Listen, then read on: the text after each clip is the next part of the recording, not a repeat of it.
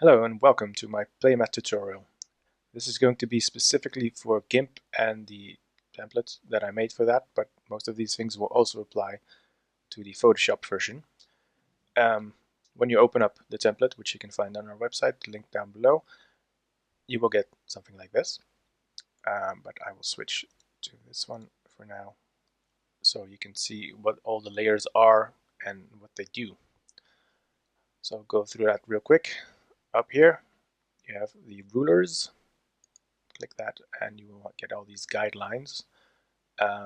These will help you position stuff on the mat, but most importantly, these red lines along the edge are very important because anything outside that is the bleed section, and anything in the bleed section might be cut off the mat when it gets printed. So take care not to put anything important in there, but do fill it up.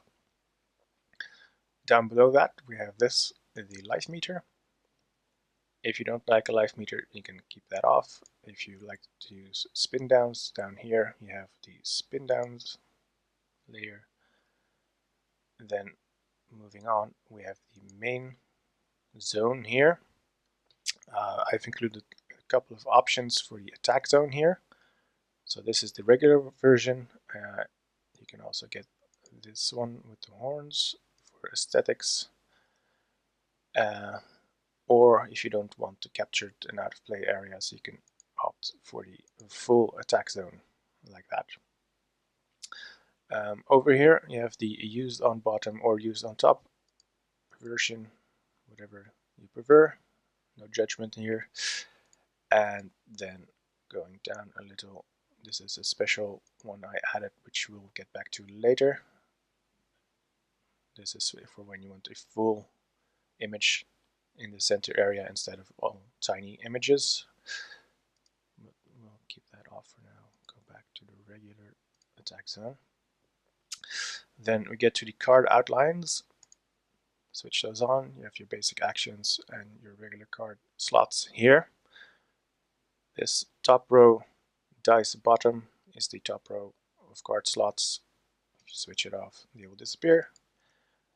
And then down here you have the bottom row dice bottom or the bottom row dice top. So this one has the dice on top, so they're not close to the edge of your mat. I like that because then they won't fall off as easily. Then for the basic action slots, I have several options. This is the original dice on the outside, top of the card on the inside. I didn't like the dice on the outside, so I originally had them flipped. But then you have the top of the card on the outside, so I fixed that, and now I have this version that has the top on the inside and the dice on the inside, which is how I like to have my basic actions, but you can choose whatever you like. And then on the bottom we have the backgrounds.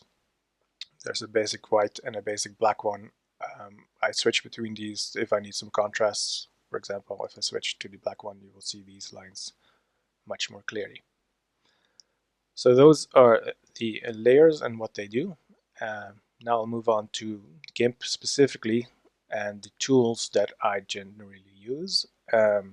So up here you have the rectangle select. The name says it all. You select a rectangle, you can drag and then adjust it. Very useful for precise cutting. And then we have the elliptical one. You can use this for circles and ellipses. And if you have a look at the bottom here, when you drag this, it will show the aspect ratio. So you want to get that to a perfect one if you want a perfect circle for this, and same with the squares. Then, very importantly, the free select tool. This will let you just draw whatever and select it. And once you've done that, you can hit enter to confirm the selection, and now you have selected this area. You can just draw something, or if you click and then move it, you will get straight lines, and you can just connect those to get a selection. And then another important one is the fuzzy select tool, or magic wand as it's often called. And this will selects an area based on the color. So if you have a big area that's the same color and you hit it, it will select that area. Very important and useful for all the select tools is if you hold shift while selecting something, it will add to the selection. You will see this little plus appear.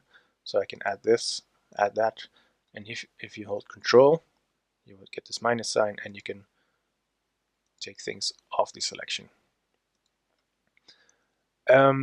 Further useful tools, bucket fill over here if you just want to color something quickly like that.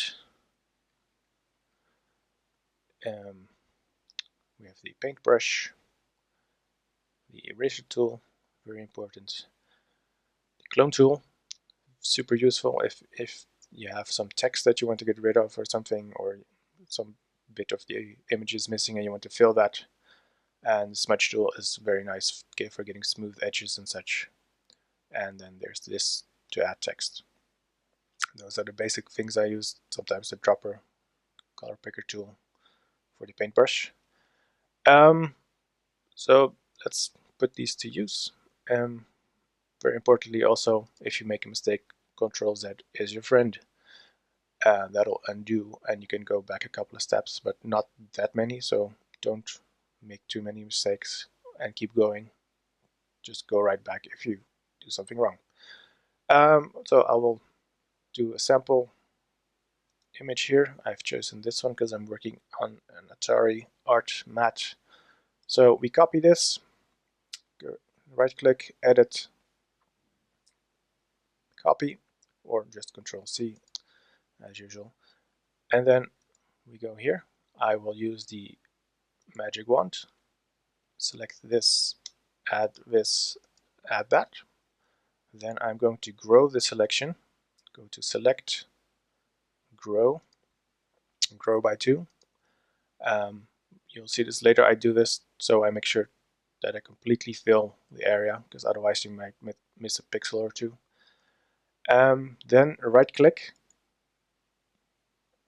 do edit, and then paste into selection. What this does is that it will paste the image there and then cut it off at the edge of the selection. This way you can see how it will look in the end more easily. So that's my preferred way of doing it. For all these things, you know, this is the way I do it. Might not be the best or most effective way, but that's how I roll. So as you can see, this is a little too big. So we right click on that. We go to a layer and then scale layer. So this card area is approximately 1100 pixels high and 800 pixels wide. So I'm going to adjust the height here to 1100 and then always check that the width is over 800. Same if you adjust the width, make sure the height is over 1100 so it will fill the whole thing. And then you have the interpolation here. This is standard setting is cubic, I think, but I change it to no halo because that's the best quality. I'm shrinking it now, but when you're enlarging stuff, that's going to make a difference, especially in the main zone if you need really big images.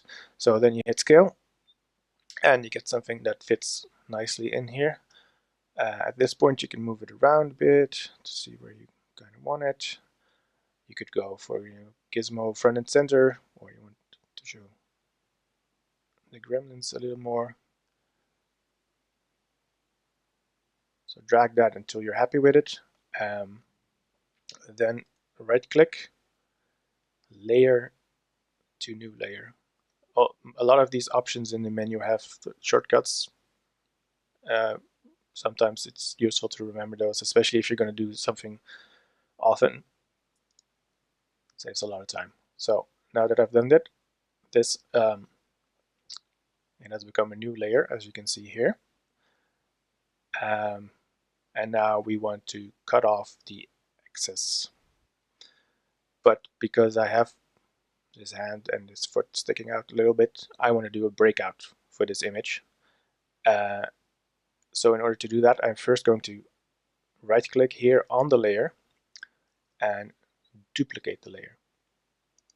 So now I have a copy of that layer, and then I can go to the other layer, and now I want to cut off everything except this inside area that I've selected. So in order to do that, I am going to right click, go to select, and then invert the selection. Now when I hit delete, it's going to delete everything but the inner area. You can't see that right now because I have the duplicated layer on top of it, but when I switch that off, you will see that it fits nicely into the card outline. So now I want to do a breakout, so I'm going to go to the duplicated layer I have here. I'm going to use the free select tool, and then I'm just going to very roughly go around Gizmo here. Just select the bits that you want sticking out. I'll get this ribbon in there as well, and this area doesn't really matter as much because that is on top of the regular image anyway. So now we confirm the selection here. We copy this, and then we will switch off the duplicated layer, and then this is going to be the background layer, so you want that underneath the T2, this top row second card from the left. So I'm going to move that down a little. You can just drag this, put it below the drop shadow, and as you will see, the drop shadow will now appear on the card again. If you don't like the drop shadows, I'm afraid you're going to have to switch them all off. So now the background is behind that, and we want the breakout in front of this layer, the T2.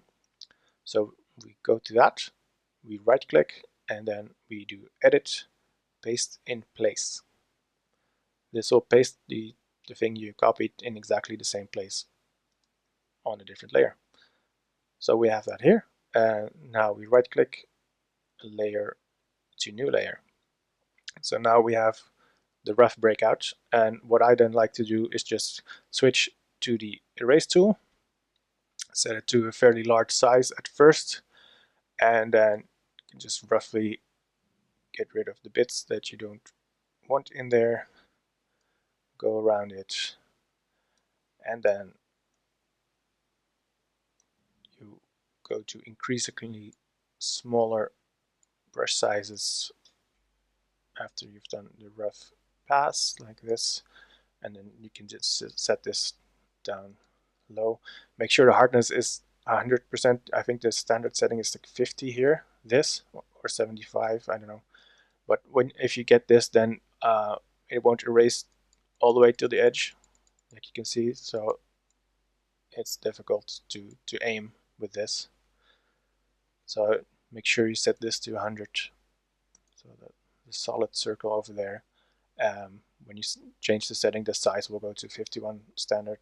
But I usually use around 30 for the first pass, then go down to 10, and then go down to 4 or something. Sometimes you'll need 1 or 2, but that's not that common. When erasing, make sure you also erase any bits that might be covering the drop shadow, because that won't be as obvious. Like here, this bit covering drop shadow, you might have something here. So once you've done that, you go down to the smaller sizes, and then you will get approximately something like this. Not exactly in the same place, but as you can see. And then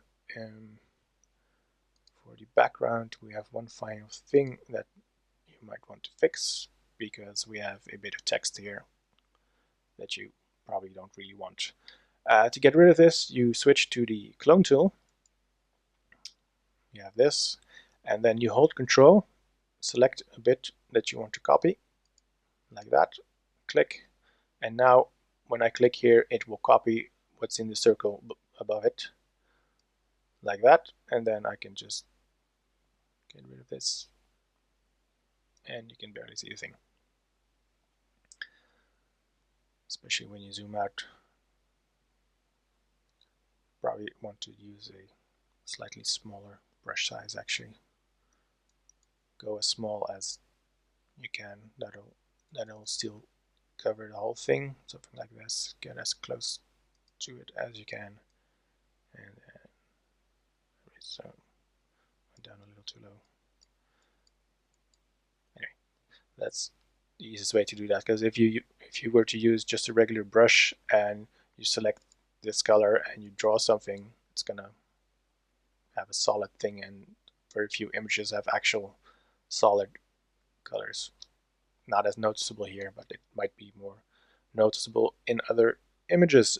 So when you've done all that, you will end up with this.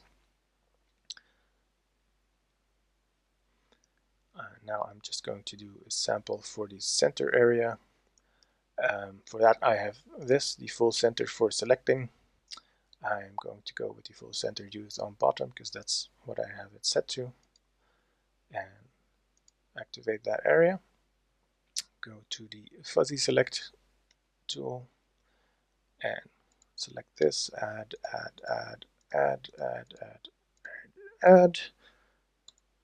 select grow by 2, and then I will go to the image I've selected, this beauty for this, copy that, make sure you have the correct layer active, not the layer group, and then right click, edit, paste into selection. Now this is a little larger, so it may take a bit to load. There we go. So this center area is approximately 3800 high and 3450 wide, I believe. So I'm gonna scale this.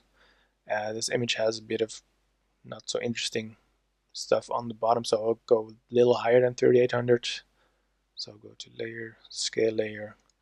I am going to go for 4000. Scale that.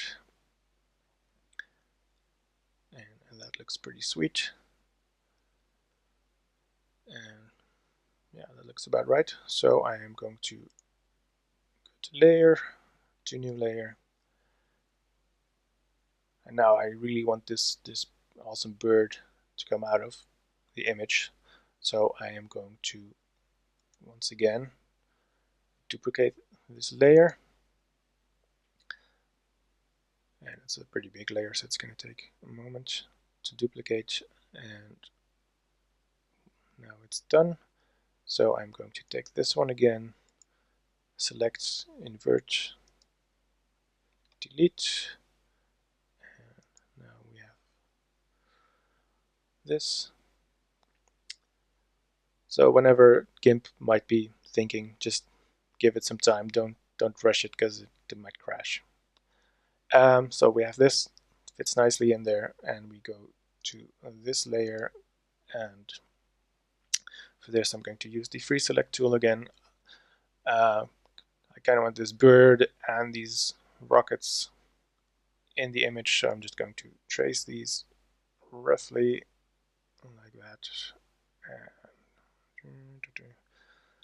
So the more careful you do this, the less erasing you'll have to do later. But this is just for the demonstration, so I'm not going to do this very neatly like that. Confirm the selection, copy this,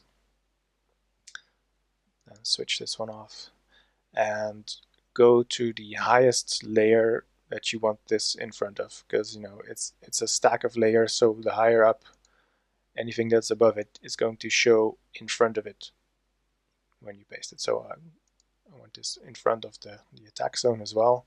So I'm going to go here, right click, edit, and paste in place once again.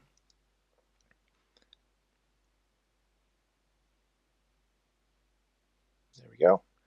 And then we are going to turn this into a new layer like that, and you go around this with the eraser tool once again, get rid of this roughly, and then you get